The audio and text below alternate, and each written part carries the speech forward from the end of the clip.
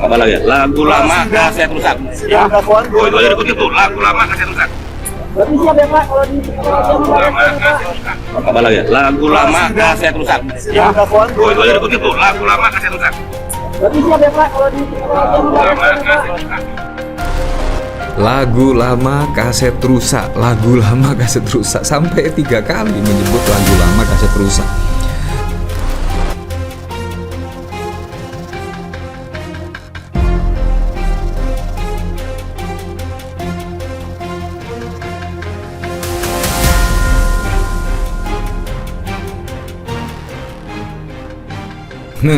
Konon katanya pada saat lalu ketika Pak Jokowi menggagas Partai Super Terbuka, itu bahkan Budi Ari selaku Ketua Umum Projo langsung datang ke kediaman Pak Jokowi. Nah bahkan konon katanya membahas terkait Partai Super Terbuka. Tetapi sampai saat ini pun Projo juga tidak membentuk partai politik. Bahkan konon katanya itu akan ada Rakernas Projo. Tetapi sampai saat ini pun juga tidak ada kabar tersebut ya. Nah, apakah memang terkait nyanyian pada sidang yang lalu, terkait karyawan yang membackingi situs judi online itu membuat Budi Ari terganggu dan tidak fokus lagi untuk mengubah Projo menjadi partai politik seperti gagasan Pak Jokowi? Ya kita tidak tahu. Yang jelas saat ini pun itu nama Budi Ari, wah semakin hari semakin ramai saja. Dan bahkan banyak sekali desakan masyarakat yaitu untuk mereshuffle Budi Ari. Nah bahkan pada saat lalu ketika dimintai keterangan oleh wartawan, jawaban Budi Ari menurut saya sih ekspresi kepanikan karena menyebut kaset rusak. Ini maksudnya apa ya, kaset rusak, kaset rusak. Padahal pertanyaan dari wartawan itu ya seharusnya Budi Ari merespon dengan tegas lah dan juga jelas. Kalau misalkan dipanggil oleh pihak kepolisian untuk dimintai keterangan, saya sebagai warga negara akan mematuhi hukum yang berlaku di Indonesia. Seharusnya kan komentarnya seperti itu. Tetapi jawaban Budi Ari menurut saya ekspresi kepanikan ya. Seperti ini videonya. Ya. Pak, isu lain Pak. Nanti aja. Pak, terkait Bapak yang disebut dalam dakwaan gimana Pak tanggapannya? Gusti Allah boten sare, Tuhan tidak pernah tidur. Selesai. Pak, soal manuver BG dan PDIP seperti apa Pak? Kalau kembali sebagai tim Pak. Soal manuver BG dan PDIP seperti apa Pak terkait tudingan itu ini Pak? Pak, nama Bapak disebut sebagai kalau Pak ini Pak Kapolri juga katanya siap pakai Bapak kalau misalkan terbukti. Apa lagi? Lagu lama kaset rusak. Ya. Oh itu ada begitu. Lagu lama kaset rusak. Ya. Pak benar Pak di manuver BG dan PDIP Pak. Berarti siap ya Pak kalau di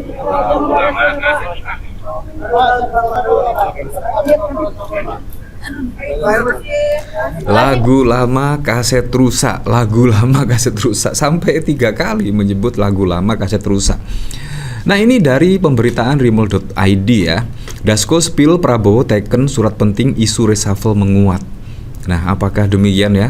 Memang evaluasi Pak Prabowo Subianto itu setiap 6 bulan sekali. Kalau ada menteri-menterinya yang misalkan mengganggu setidaknya kabinet merah putih, itu akan direshuffle atau bahkan tidak sesuai track yang benar, itu juga akan direshuffle. Nah apakah Pak Prabowo akan mereshuffle Budi Ari? Apalagi pada saat lalu juga disebut-sebut Budi Ari itu menerima aliran dana dari judi online. Apakah memang demikian? Nah Budi Ari kayaknya nih, wah Dasko spill Prabowo teken surat penting isu reshuffle menguat. Nah ini saya juga penasaran sekali sih, kira-kira seperti apa ya.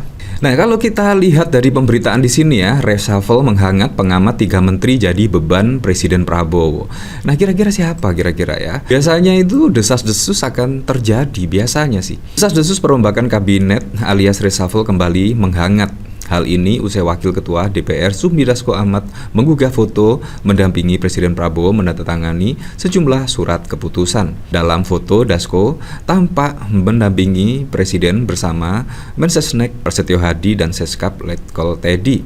Bagi pengamat komunikasi politik Universitas Sesa Unggul, Jamiluddin Ritonga, langkah reshuffle memang perlu dilakukan setidaknya untuk mengganti menteri yang kerap membuat gaduh masyarakat karena kontroversinya. Setidaknya ada 3 menteri, Budi Ari, Menteri Kesehatan Budi Gunadi Sadikin, dan Menteri SDM Bahlil Lahadalia. Mereka hanya menjadi beban presiden, ujar Jamiluddin. Sebab kata Jamiluddin, 3 menteri tersebut lebih banyak membuat gaduh dan berimbas pada berkurangnya kepercayaan masyarakat kepada pemerintahan Prabowo. Budi Ari misalnya diduga terkait masalah judul namanya disebut di persidangan. Hal ini akan berimbas pada upaya Prabowo dalam pemberantasan korupsi di tanah air, kata Jamiluddin. Ya, menurut saya cukup masuk akal sekali lah. Ketika Pak Prabowo pada saat lalu berpidato berapi-api akan memberantas korupsi dari akar-akarnya, dan ketika nama Budi Ari disebut-sebut tetapi tidak mereshuffle misalkan. Jadi menjadi pertanyaan oleh masyarakat, wah, apakah Pak Prabowo ini hanya omong-omong saja? Apakah tidak berani untuk mereshuffle Budi Ari dan lain sebagainya? Nah, jadi bertanya-tanya, kalau misalkan ada menteri yang setidaknya diduga atau melindungi, seharusnya Pak Prabowo juga langsung gerak cepat lah untuk mereshuffle dan lain sebagainya. Sehingga apa? Sehingga roda pemerintahan Kabinet Merah Putih itu bisa berjalan dengan baik dan benar. Pastinya juga tidak akan berkonsentrasi Budi Ari terkait isu-isu ini. Apalagi masyarakat juga sudah ragu terkait kinerja dari Budi Ari. Nah, apalagi pada saat lalu juga seharusnya judi online itu diblokir tetapi malah dilindungi. Nah, ini kan juga sangat wow sekali. Seharusnya diblokir malah dilindungi. Bayangkan loh, kerugian masyarakat terkait judi online ini bukan angka kaleng-kaleng, melainkan ratusan triliun setiap tahunnya. Jadi seharusnya Budi Ari juga ikut bertanggung jawab lah, ikut bertanggung jawab terkait kementerian yang dipimpinnya. Nah, apalagi juga ada karyawan yang seperti itu, seharusnya berani bertanggung jawab dan mundur dari menteri. Seharusnya seperti itu, tidak harus direshuffle dan lain sebagainya. Ini juga sangat wow sekali ya. Budi Ari misalnya diduga terkait masalah judul namanya disebut persidangan. Sementara itu Menteri Kesehatan Budi Gunadi Sadikin dalam beberapa pernyataan kerap memancing kontroversi yang membuat penilaian masyarakat semakin minor. Bahkan mayoritas guru besar di bidang kesehatan dan asosiasi kesehatan sudah kehilangan kepercayaan kepada Budi Gunadi. Sementara Bahlil dengan berbagai kontroversinya pun menambah beban pada presiden. Bahlil lebih banyak dinilai negatifnya daripada positifnya. Atas dasar itu, Jamiluddin menyebut apabila 3 menteri itu tidak direshuffle, maka kepercayaan masyarakat terhadap Kabinet Prabowo akan menurun. Hal itu tentu tak dikehendaki Prabowo karena kepercayaan masyarakat menjadi tolok ukur sukses tidaknya Prabowo mewujudkan visi misi. Ya, seperti itulah. Jadi memang sangat wow sekali ya. Nah, saya juga jadi penasaran nih, kira-kira komentarnya seperti apa ya? Apakah banyak yang setuju ya terhadap reshuffle kabinet ini? Nah, ini dari korban checklist 1. Padahal sesama pemirsa judul ya Kak, kok saling sikut. Semoga BA kena. Udah lampu kuning, nggak berani pasti, takutnya ada yang tiba-tiba ngajak makan malam. 50-50 deh. Budi jatuh ngajak Dasko nggak? Sudah pasti Budi Ari, Bahlil, Budi Gunadi. Surat opo ya? Bukan jir, itu habis sidang TPA, kepres pengangkatan Dirjen BC sama pajak. Kalau menteri itu biasanya menteri baru udah pasti datang dan menteri lama dipanggil dulu. Ini kan nggak ada bau-baunya. Kan kemarin calon Dirjen Pajak sama Dirjen BJ dipanggil ngadep Prabowo. Ya bisa saja karena pada saat lalu Dirjen Bea Cukai juga akan dilantik ya. BA kemungkinan dipertahankan, kasusnya dipeti emaskan seperti Airlangga dan Zulhas. Paling tidak dia dipindahkan ke bagian lain. Cuma rakyat harus bersatu melawan mafia ini.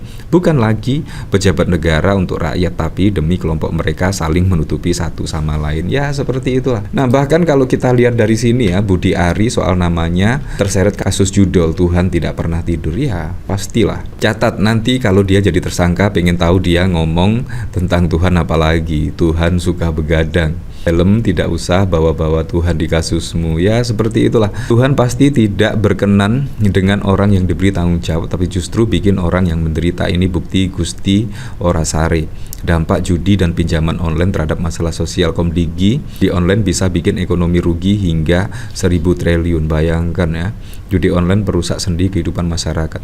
Dampak buruk judi online terhadap masa depan masyarakat. Ya seharusnya sadar betul ya, karena terkait situs judi online yang seharusnya diblokir, tetapi ya malah dilindungi. Dan kerugian ini kalau dikalkulasi tidak seberapa dengan apa yang dikasihkan ke para karyawan Kemenkominfo yang pada saat lalu ya, paling cuma 200 miliar misalkan, tetapi kerugian masyarakat itu mencapai ratusan triliun. Jadi tidak sebanding sekali. Untuk selebihnya kita kembalikan lagi ke masyarakat, menilainya seperti apa.